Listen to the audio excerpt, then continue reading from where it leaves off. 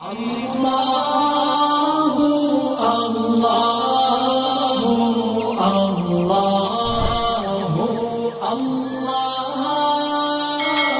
اللہ اللہ۔ بسم اللہ الرحمن الرحیم۔ سرکار مدینہ صلی اللہ علیہ وسلم کی ایک حدیث مبارکہ، من احب للہ وابغض للہ وعطا للہ ومنع للہ فقد استکمل الایمان۔ اسی پر آپ دوست احباب تمام سے بات کریں گے۔ تو دوستان محترم، حضور علیہ السلام نے فرمایا کہ من احب للہ، انسان کسی سے محبت کرے تو اللہ کے لیے کرے، وعطا للہ، اور کسی کو کچھ عطا کرے تو اللہ کے لیے عطا کرے،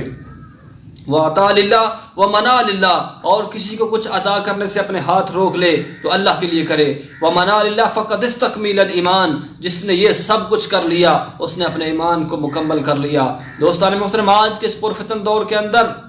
حضور علیہ السلام کے اصحاب کو دیکھا جائے تو انہوں نے دنیا سے محبت نہیں کی بلکہ دین کے ساتھ محبت کی ہے، اور ان لوگوں سے محبت کی ہے جو اللہ رب العزت کے بتائے ہوئے ہیں، فقراء ہیں، مساکین ہیں، غریب ہیں، ان لوگوں سے محبت کرنی چاہیے، بلکہ کسی عام آدمی کے ساتھ یا دنیاوی کام کی خاطر کسی سے محبت نہیں کرنی چاہیے۔ انسان وہی کامیاب ہوگا جو دنیا میں آ کر حضور علیہ السلام کے دین کو اپنائے گا۔ تو دوستان محترم، میں بتانا چاہتا ہوں کہ کچھ لوگ کہتے ہیں کہ دنیا سے محبت کر لی تو ہم کامیاب ہو جائیں گے، کچھ لوگ کہتے ہیں کہ کسی عورت سے محبت کر لی تو کامیاب ہو جائیں گے، لیکن نہیں۔ حضور علیہ السلام کی حدیث کا مفہوم واضح ہے کہ حضور علیہ السلام فرماتے ہیں انسان کسی سے محبت کرے تو اللہ کے لیے کرے، کیونکہ اللہ ان غریبوں سے محبت کرتا ہے تو انسان کو غریبوں سے محبت کرنی ہوگی، اللہ فقیروں سے محبت کرتا ہے تو انسان کو فقیروں سے محبت کرنی ہوگی، اللہ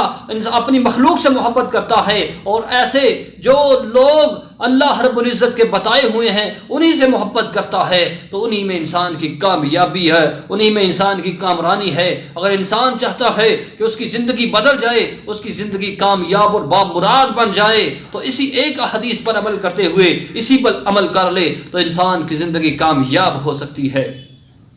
تو دوستان محترم، آج محبت تو اللہ کے لیے کی جائے، لیکن ہم کیا کرتے ہیں کہ جب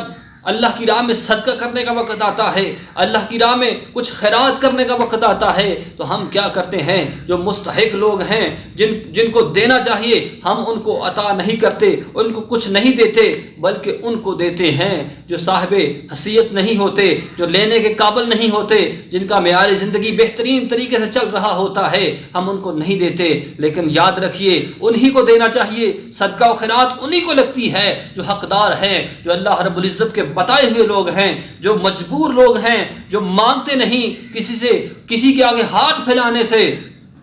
کیا کہتے ہیں کہ ان کو شرم محسوس ہوتی ہے۔ اسی لیے ان لوگوں سے محبت کرنی ہوگی کہ جو اللہ رب العزت کے بتائے ہوئے ہیں۔